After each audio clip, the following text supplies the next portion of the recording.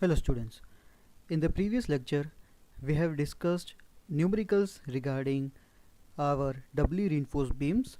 So we will just go through the steps and basis of it, because in doubly reinforced analysis portion, that is to find our moment of resistance, that is not much variation that is asked. So we will just go through basic steps of it and we will move further. So the first step for any analysis problem would be to find FSC and FCC. That is to find FSC and FCC. FSC we were finding from the relation D dash by D ratio if it is for Fe 415 steel. If it is mentioned as Fe 250 steel, we will take this FSC will be 0.87 Fy, and for FCC the equation will always be 0.446 FCK for any grade of concrete that is mentioned. Then the second step would be always to find XU, and to find XU we were using the equilibrium condition C equal to T. Now why C equal to T, or why C1 and C2 and not T1 and T2, we will be looking in the next slide. And from there we were finding the relation between XU and XU max. XU max, as we have seen in singly reinforced beam, could be found out from page number 70, and through this relation we were identifying whether it is a URS, a balanced, or a over reinforced section. For whatever the section may be, whether it is a under reinforced section, whether it is a over reinforced section, the equation for mu will be same. That is, to find moment of resistance we will be using equation C1Z1 plus C2Z2. These were the steps to find moment of resistance. Again, the first step would be always to find FSC and FCC. The second step would be to find XU and XU max, and the third step will be to find mu through this equation, that is mu equal to C1Z1 plus C2Z2. Now this stress strain diagram we have already looked upon, so we will discuss here why we are taking equilibrium condition C equal to T, as there are two sections. That is, the first section is for singly section, and the second one is for auxiliary section or our doubly section. So it should be that the variation could be C1 plus C2 equal to T1 plus T2, but in analysis portion we are always referring this term to be capital T. Why so? Here C1, that is compression force in section 1. This is our section 1, this is our section 2, and compression force in section 1, that is C1. Here C1 that we have talked upon, it's acting at the CG of concrete. Here C1 is acting at the CG of concrete, whereas C2, that is compression force in section 2. In section 2 we are not dealing with the compression zone concrete portion, we are dealing with the steel portion in compression zone, that is ASC. So C2 is the compressive force acting at the steel bar. Again, C1 is the compression force acting on concrete, whereas C2 is the compression force acting on the steel bars. Both are different in this case. Whereas T1 in section 1, T1 is the tension force acting at steel bar here, and T2 is also the tension force acting at the steel bars. So the materials has been not changed in this case, there is in the case of T1 and T2. So for analysis portion we are considering it to be only T, that is T is equal to T1 plus T2, and in our question, that is for analysis portion, we have not been given separately T1 and T2. We will always be given it to be T, that is AST. Clear? So we are referring these cases. Now moving further, we will be starting with design of doubly reinforced beams. Now in design perspective there are various things that to be kept in mind, and it is not been mentioned in our book, so Here we go. Suppose this is a cross section of our beam. This will be our neutral axis. This will be our compression zone. This will be our tension zone. These are the bars that are placed in tension, so it will be AST. These are the bars that are placed in compression, so it will be ASC. Now here in the design portion, as we have seen in singly RC beam, design portion consists of two parts. That is, first is to find the dimensions and the second is to find detailing. That means to find steel content. And in the case of doubly beams, the dimensions will always be given in the question. Again, in the case of doubly reinforced beams, the dimensions will always be given in the question. Why so? Because to find the dimensions of doubly reinforced beam, SP16 is must. We must have SP16 with us to find the dimensions, which is not allowed in our GTU examination. So the question will always be such that the dimensions will be given in it. So we will be only dealing with the detailing portion, that is our steel portion. So moving further, to find the steel content. Here to find steel content, we need to find AST as well as ASC. So our basic goal will be always to find these two portions, that is ASC and AST, and we will be referring to some code for these conditions. But again, moving further, the things that are not been mentioned in our book is that the number of bars, the number of bars in ASC and the number of bars in AST. To find the number of bars or to place the number of bars, there are some conditions that to be kept in mind. For example, the number of bar in tension zone should always be more than number of bar in compression zone. For example, if we are calculating it from steel table and it comes out to be some random value, let us say AST comes out to be 1024 mm square, and we are placing some 4 numbers of bar. Then if we are placing 4 numbers of bar as AST, for ASC, that is for compression zone, we must place either 4 or less than 4. Again, we must place either 4 numbers of bar or less than 4 numbers of bar. We can't place more than 4 number of bar in compression zone. That means here the tension zone must contain higher amount of steel or more number of steel bar as compared to compression zone. So whether you place here 5, 6, doesn't matter, but whichever the number is placed in AST portion, ASC portion should be either of same value or lesser value. That you must keep in mind while solving your problems in either a mid-sem examination or GTU examination. Clear? So we'll be looking forward to the next portion. In designing portion, as we have seen in singly beams too, the sum starts with an assumption, and here the assumption is that we need to find or we need to remember these values of PT lim. In the previous chapter we have seen the value of PT, or we have seen equation to find PT. Here we will be dealing with PT and PT lim. For to find PT, the equation will be the same as we have used previously, but the new term that has been added is PT lim, that is limiting percentage of tension reinforcement. And to find that, you need to remember these two values, that is for 250 steel and for 415 steel, that is for Fe 250 bars and Fe 415 bars.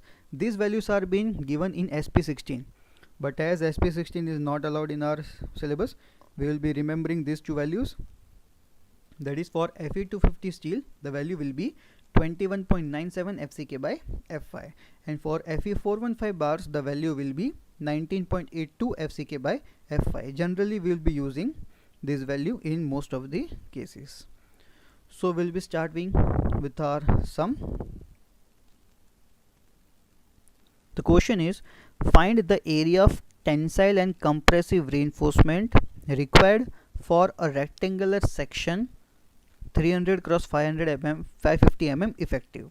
Find the area of tension and compression reinforcement. That means design a WRC beam. It can be asked either into two portions. It can be directly asked as find area of tension and compression steel, or it can be asked as design a WRC beam. The cross sections are always being given for WRC beam, so we need not to find that. And it is mentioned that a factored moment of 400 kilonewton meter is applied. As it is given a factored moment, there is no need to multiply it by 1.5. This will be a value of mu. So mu will be 400 kilonewton into meter. Now moving further, it is mentioned that the effective cover for tension and compression steel are 50 and 40 mm respectively. That means bottom cover will be 40 mm and top cover will be bottom cover will be 50 mm and top cover will be 40 mm. That means this is the value of D dash. D dash is given as 40 mm and the grade of concrete is M20, grade of steel is Fe415. So while designing or while starting designing, we must prove always that mu is greater than mu limb. Hope you have remembered the previous lectures. And in the chapter number 2, that was singly RC beam, we were dealing with 3 cases that were mu less than mu limb, mu equal to mu limb and mu greater than mu limb. For mu less than mu limb and mu equal to mu limb, we were using the equation from page 96, clause B and clause C. Okay, that were for singly RC beam. So for WRC beam, mostly we will be getting this relation, that is mu is greater than mu limb. So we need to prove that relation. Mu is already mentioned in question, so we will be finding mu limb. Mu limb, the equation will be same. For Fe415, the equation will be 0.13 at FCK BD square. FCK being 20, B being 300 and small d being 550, as it is mentioned 550 mm effective. So the value that comes out is 250.47 into 10 raised to 6 Newton into mm. So comparing these two, mu and mu limb, we get the relation that mu is greater than mu limb. It must always be greater than limb. If it is not so, we can't design it as doubly reinforced beam. So if mu is greater than mu limb, then designing beam as WRC beam. Clear? Now we have already seen this, but we are referring it again. If mu is greater than mu limb, if we need to balance the LHS and RHS portion, there is something need to be added on the RHS portion. So to equate it, we are referring the new term as mu2. So this mu2 will be the doubly moment. Mu limb will be the singly moment, and singly moment plus doubly moment will be our total moment. So the next step will always be to find this value, that is mu2. So moving further, we will be finding mu2, and mu2, as we have seen, will be mu minus mu limb. So mu2, mu we have already given in question, mu limb we have calculated it. So mu2 comes out to be this value, that is 149.53 into 10 raised to 6 Newton into mm. Clear? So this is our mu2. Now we will be finding FSC and FCC. FSC, as we have discussed, the same thing. It is given as Fe415 steel, so we will be finding the ratio D dash by D. D dash being 40 and D being 550, we get the relation 0.07, and 0.07 will be approximating it to 0.1, and for 0.1 FSC will always be 353 Newton per mm square. To find FCC, we will be using this equation, that is 0.446 FCK, and it will be 8.92 Newton per mm square. So now we will be referring our IS code after this thing. For analysis portion, we have not referred the IS code, but for designing portion, IS code is must. So we'll be referring that. So pause this video and move on to page number 96. So on page number 96, you can see this clause, that is G1.2, section with compression reinforcement, that is doubly reinforced beam. We have seen this equation, that is mu minus mu lim, in the previous slide. So mu minus mu lim, that means mu2. So this equation is for mu2. We have already calculated LHS portion. We will be looking in the RHS portion later on. And here there are two terms, that is AS equal to AST1 plus AST2, that is total area of steel in tension will be equal to area of steel in tension 1, that is T1 plus T2, and AST1 and AST2 can be calculated from these terms. This is the equation for AST2, and what for AST1 will be looking furthermore.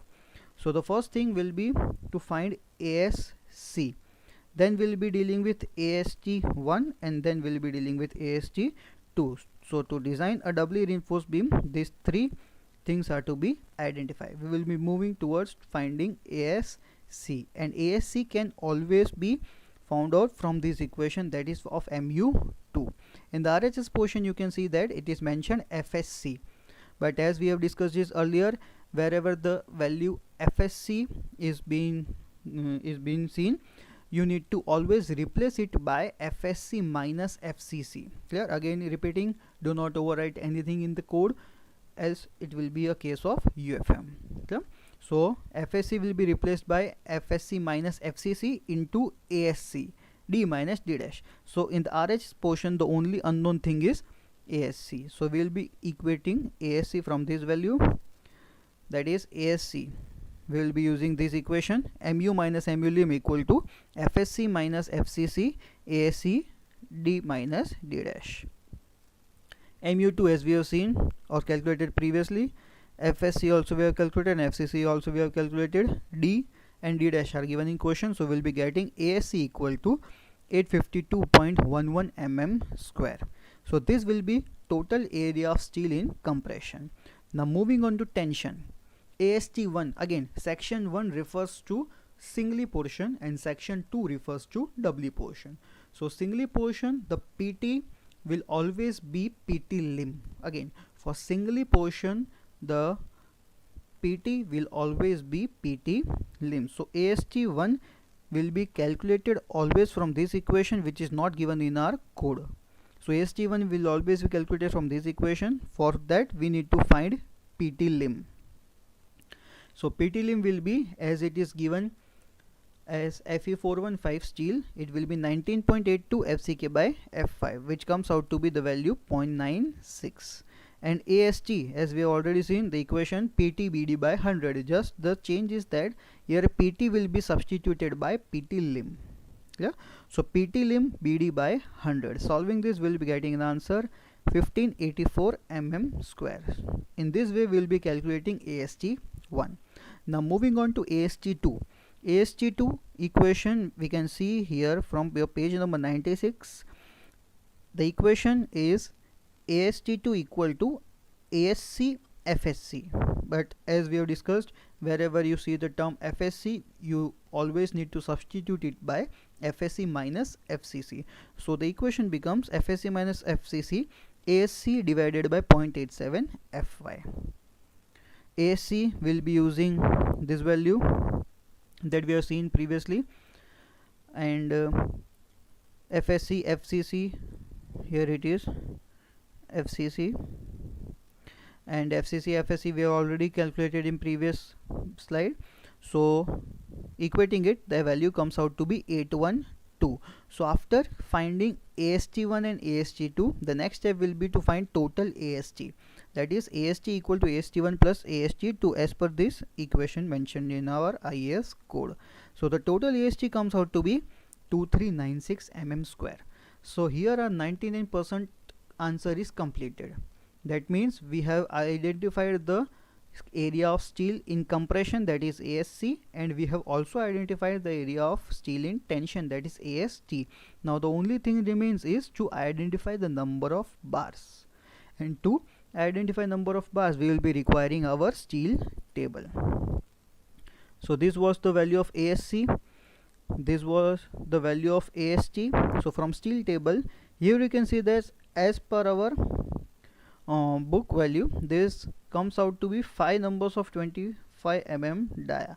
But as 25 mm die is not mentioned in our steel table, you can use any value, but just keep in mind the value substituted by you should be greater than this value. That means if the value comes out to be 23.96, then the value you have taken from steel table should be greater than 23.96 centimeter square. Now the most important thing, which range you should take for doubly reinforced beam. We have seen in singly reinforced beam that the range was 12 to 24 mm diameter. For doubly it is 14 to 28. 14 to 28, maximum you can opt for 30. 30 is not preferable because it is not available easily in market, so you will be referring the range generally 14 to 28 mm dia. Clear? For identifying or for providing number of steel bars in doubly reinforced section, and the number of bar will be same from 2 to 6. Number of bar will be same from 2 to 6, and the diameter range will be from 14 to 28 or maximum 30. Yeah? But keep in mind the number of bars in AST should always be greater or equal to the number of bar in ASC. The number of bars in ASC should not be greater than the number of bars provided in tension. Clear? So as per this steel table, you can opt for any value. Here I have provided 5 numbers of 25 mm as AST and 3 numbers of 20 as ASC, as the value of ASC was 8.52. so from steel table we can see that the value here is 9.42. Clear? So here our design portion or the first sum of design is completed. This is our today's exercise problem. As this is our first design problem, I am hoping all of you will be solving this, and we will be solving further more design problems in the next lecture. Thank you.